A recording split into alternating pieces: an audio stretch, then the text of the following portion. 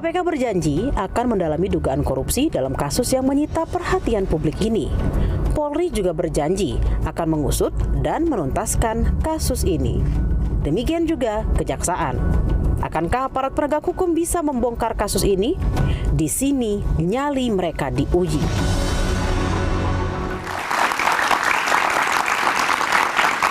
Buntut kasus pagar laut adalah tema satu meja forum malam ini. Telah hadir di studio Yanuar Rizky, pengamat ekonomi. Malam, Yanuar. Ada Abraham Samad, Ketua KPK 2011-2015. Malam, Bang Samad. Ada politisi Gerindra Hendar Samarantoko, politisi Gerindra sekaligus Ketua Umum Lingkar Nusantara.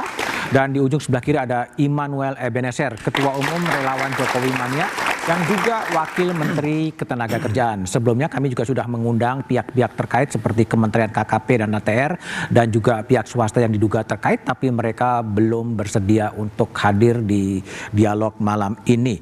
Saya ke Abraham Samad terlebih dahulu.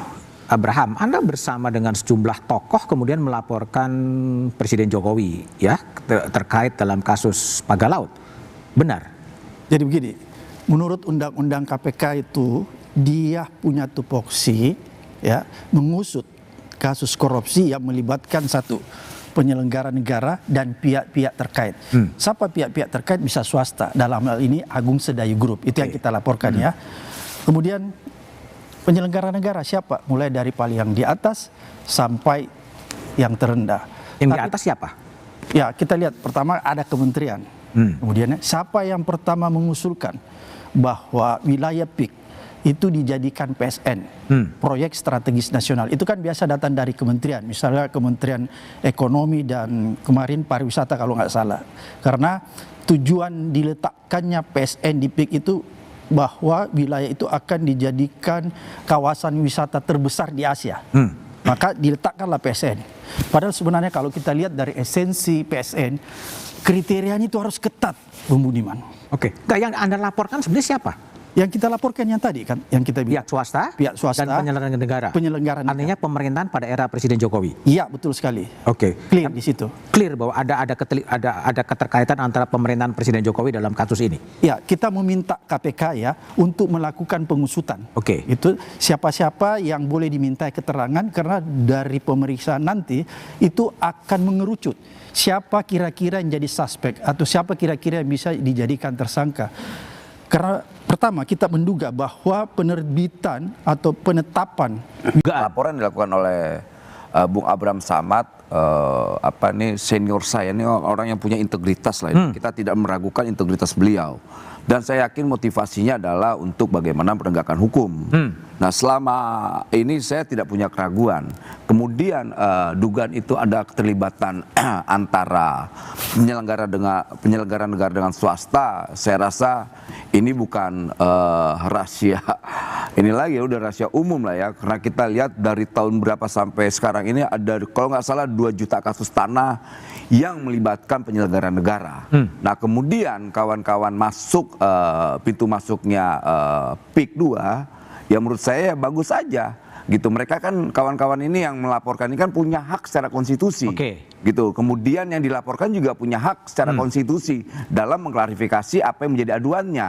Tapi sekali lagi harus saya sampaikan bahwa yang menjadi PSN itu kan tanah perhutani gitu, tanah negara yang diperuntukkan nanti untuk wisata.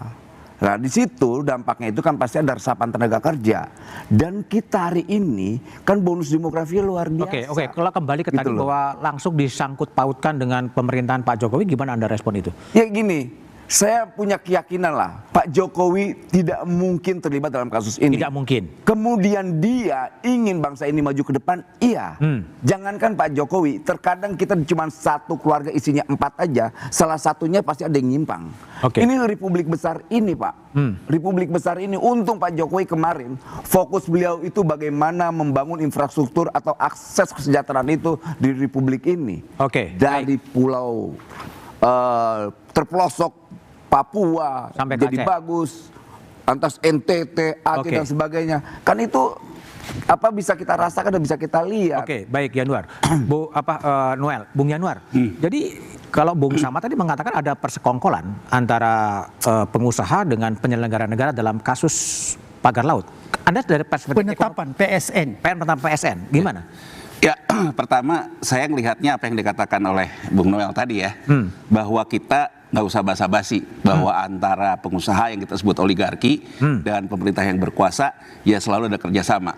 Tapi yang paling penting kan kalau Noel katakan tadi, fokusnya adalah kepentingan publik. Ya. Nah, sekarang kita lihat dulu gitu.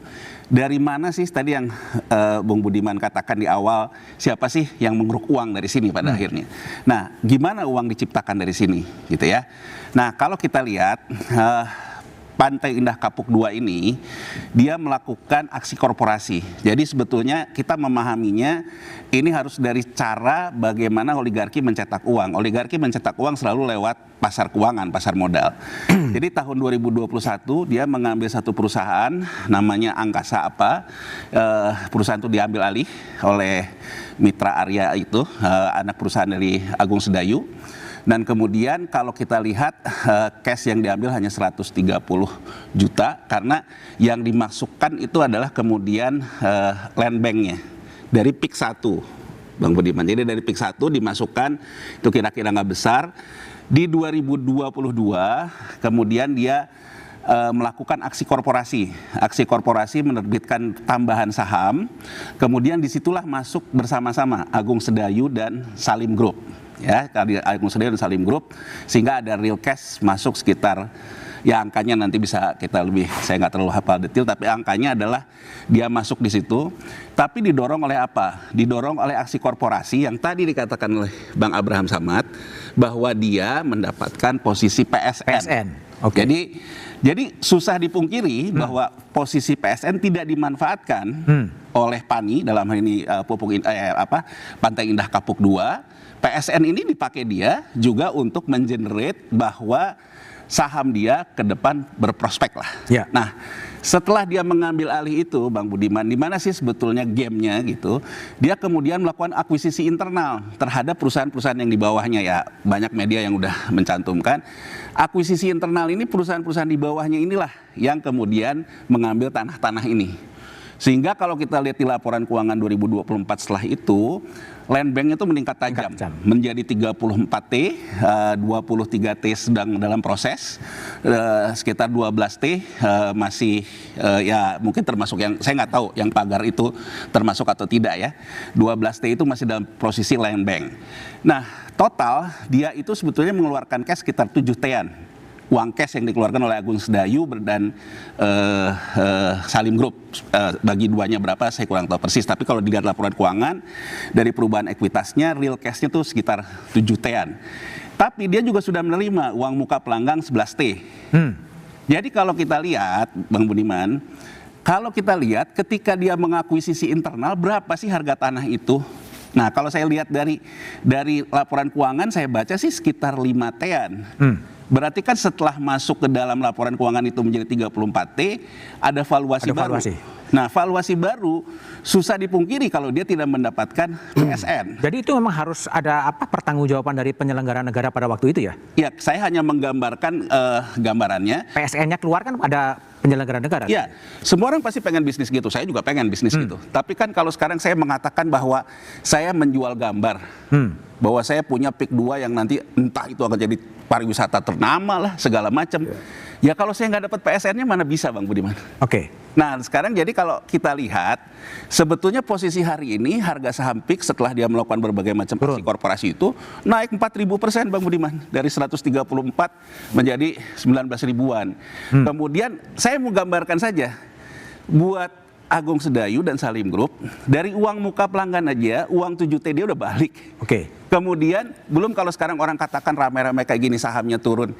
Ya kalau dia lepas sekarang pun, dia balik. Nah sekarang persoalannya kepentingan publiknya yang harus kita kejar. Nah kalau kepentingan publik, susah dipungkiri setelah saya lihat dalam aksi korporasi, saya ngelihatnya di aksi-aksi korporasi.